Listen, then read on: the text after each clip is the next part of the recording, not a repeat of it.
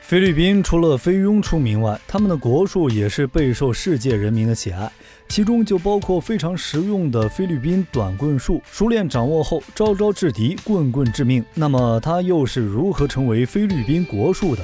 又该如何练习呢？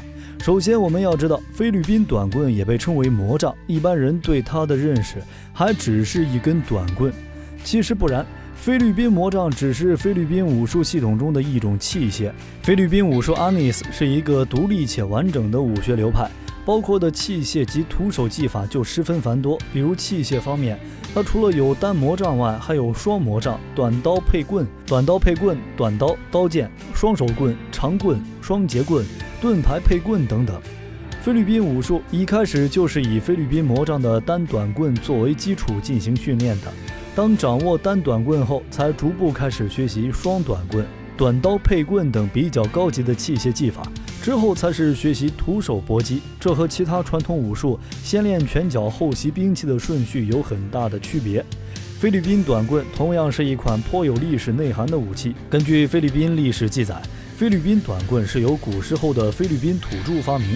在那个冷兵器时代，并不是所有的土著都可以拥有铁质的匕首或长矛，大部分武器其实都是缠满藤条的树枝，也就是菲律宾短棍的前身。最早有关部落土著使用菲律宾短棍实战的记载是在1521年，当时西班牙人在菲律宾中部的宿务岛登陆后，遭到了当地酋长拉普拉普率领的土著军团的顽强抵抗，并在数次战役中击败了身披盔甲的西班牙军团。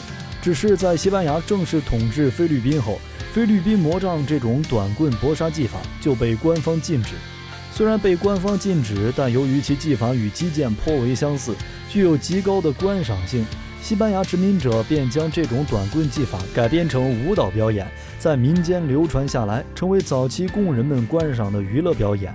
1945年，原本是以观赏性强为主的菲律宾短棍表演，演变成了民间带有博彩性质的死亡游戏，与角斗士比赛颇为相似。输掉比赛的一方往往是身受重伤，甚至丢掉性命。于是菲律宾政府在1945年正式宣布菲律宾短棍比赛为非法活动，直到2009年，菲律宾才通过立法将菲律宾短棍定义为菲律宾武术技法之一，并赋予其菲律宾国术的称号。菲律宾魔杖是由刀剑搏击术所演变出来的一种兵器技击法，共有3门派，分别为 Anis、Escamilla 及 Cali。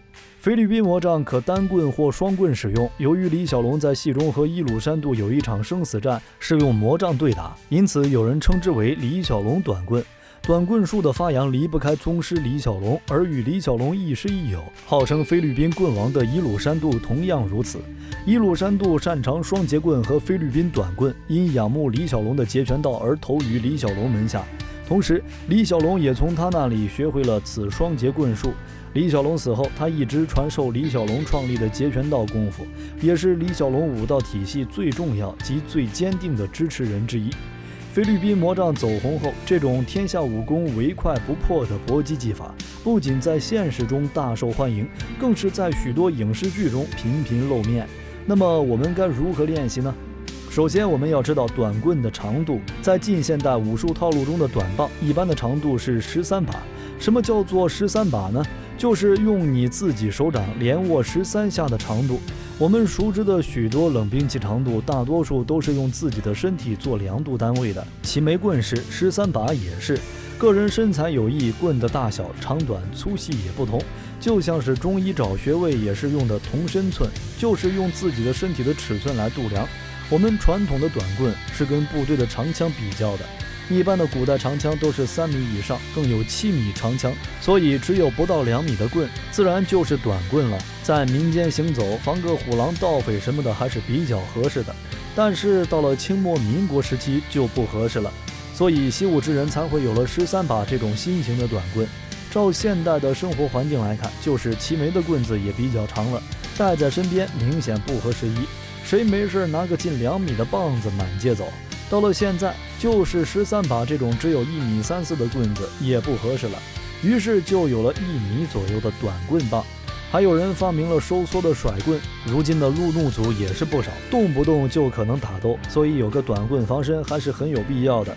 菲律宾短棍术的习练，先练习警戒式。所谓警戒式，就是你遇到敌人时采取什么样的站立姿势。一般来说，如果你是右手持棍，那你的左手应该在前，右手短棍向斜前方探出，手部略弯，棍与地面呈45度左右的夹角，手肘大约60度到90度夹角。当然，这个角度也可以改变，以自己舒服能快速出棍为原则。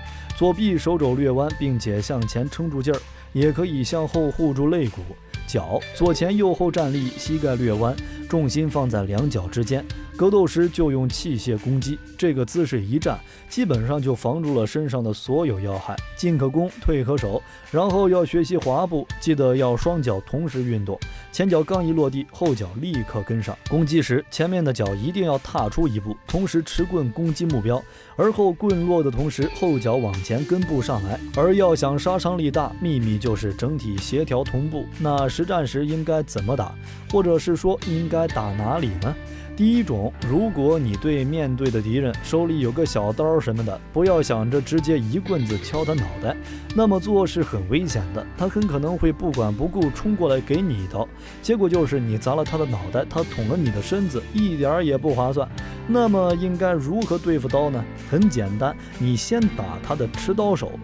最好的攻击方式就是点击或是敲击，出棍向前猛力敲击要迅速，敲击后撤棍回来要更加快速，这样你的敌人就会失去武器，威胁性也会大大降低。之后是点劈，要诀就是一个快字，出棍如电，一打即收，收棍之余敌意已伤骨。点劈之后，如果是真实的打斗，不要留情，你应该迅速上步，立刻追击，迅速击打对方头肩等要害，力求一棍制敌。除了上述基本的短棍训练技法外，还有打头的抡劈、正劈、斜劈等等。只有熟练运用好基础技法，才能向更高的领域进发。第二种，如果你陷入混战，记住切不可思考犹豫，否则的话瞬间你就会中招。混战的原则就是同一方式反复击打，比如习惯使用斜劈，那么就斜劈、斜劈再斜劈，或者反复的斜劈、反劈、反劈、斜劈。注意反复击打的部位不要重复，如果你不断使用斜劈和反劈，那么就要斜劈头部，反劈肋骨，或者斜劈小腿，反劈头部，不断的重复动作打不同的部位，这样搏击效果会很好。